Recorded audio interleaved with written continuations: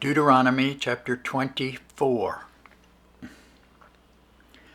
When a man hath taken a wife and married her, and it come to pass that she find no favor in his eyes, because he hath found some uncleanness in her, then let him write her a bill of divorcement, and give it in her hand, and send her out of his house. And when she is departed out of his house, she may go and be another man's wife. And if the latter husband hate her, and write her a bill of divorcement, and giveth it in her hand, and sendeth her out of his house, or if the latter husband die, which took her to be his wife, her former husband, which sent her away, may not take her again to be his wife, after that she is defiled. For that is abomination before the Lord. Thou shalt not cause the land to sin, which the Lord thy God giveth thee for an inheritance.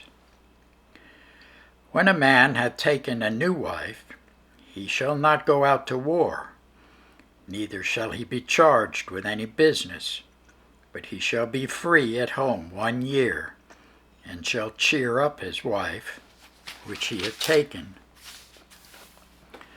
No man shall take the nether or the upper millstone to pledge, for he taketh a man's life to pledge. If a man be found stealing any of his brethren of the children of Israel, and maketh merchandise of him, or selleth him, then that thief shall die, and thou shalt put evil away from among you. Take heed in the plague of leprosy, that thou observe diligently, and do according to all that the priests, the Levites, shall teach you, as I commanded them, so ye shall observe to do. Remember what the Lord thy God did unto Miriam by the way, after that ye were come forth out of Egypt. When thou dost lend thy brother anything, thou shalt not go into his house to fetch his pledge. Thou shalt stand abroad, and the man to whom thou dost lend shall bring out the pledge abroad unto thee. And if the man be poor, thou shalt not sleep with his pledge.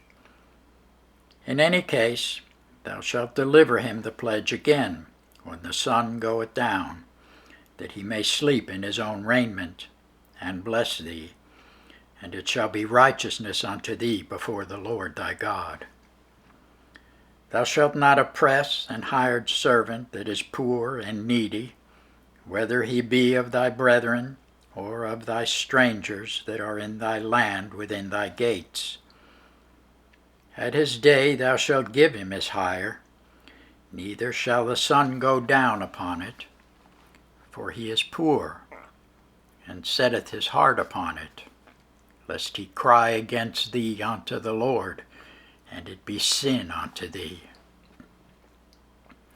The fathers shall not be put to death for the children, neither shall the children be put to death for the fathers. Every man shall be put to death for his own sin. Thou shalt not pervert the judgment of a stranger, nor of the fatherless, nor take a widow's raiment to pledge.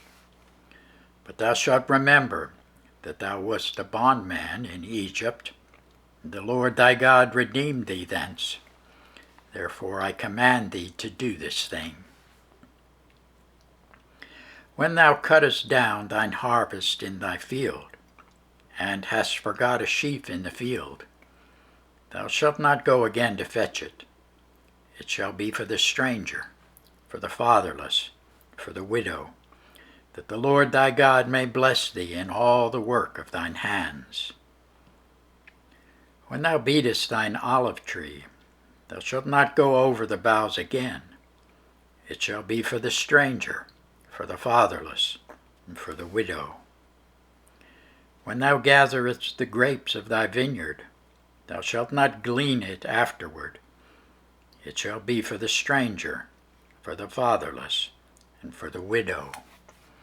And thou shalt remember that thou wast a bondman in the land of Egypt. Therefore I command thee to do this thing.